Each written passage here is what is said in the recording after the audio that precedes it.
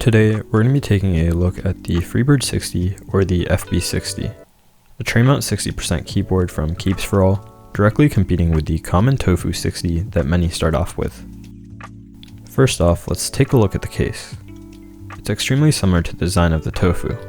Has a similar thickness of bezels, similar finish, but it also does have some nice subtle engravings like the KeebsForAll logo.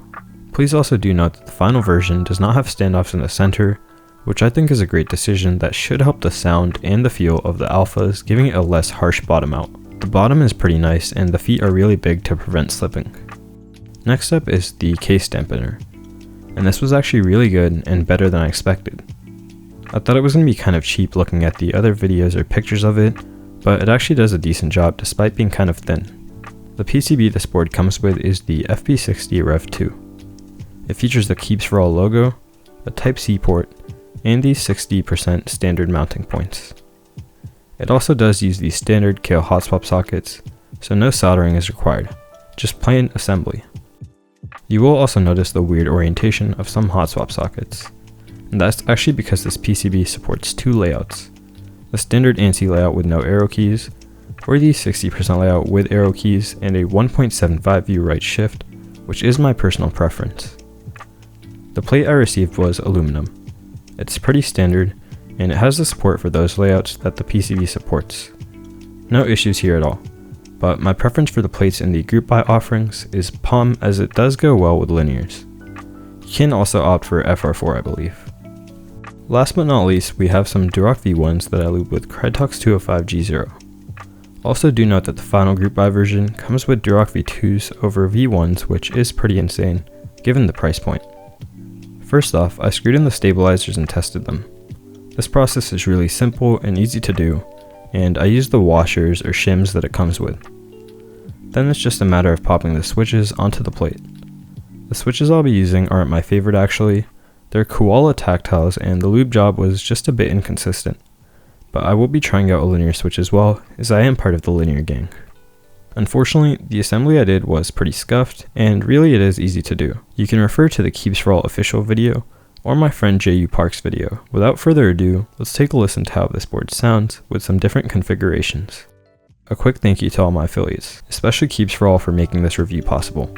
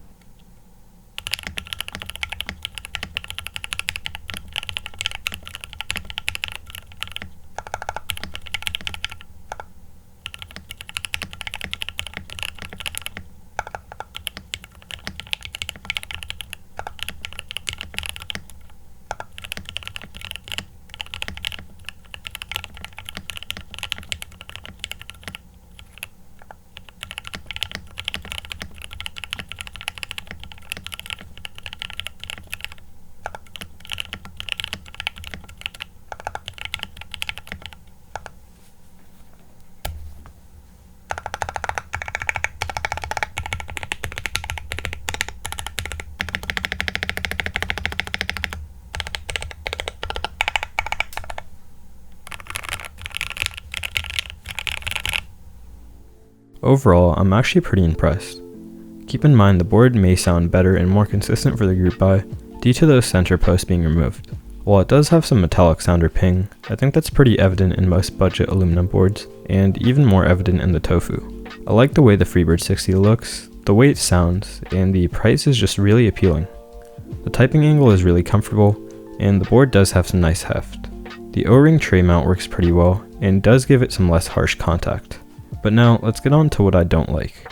First off is the PCB. There is one north-facing switch orientation on the H key, and this does cause cherry profile interference with every set I own, including GMK and EPBT. For newcomers, this may not be as big of an issue since it's not as noticeable, but if it does bother you, I suppose you could purchase a new PCB or shave down a single switch to fix it. There is one sideways facing switch too, with the arrow key layout, but I don't mind those since I didn't have any interference or any problems. While the design of the board is clean, I'm a tad bit disappointed of how similar it really is to the Tofu.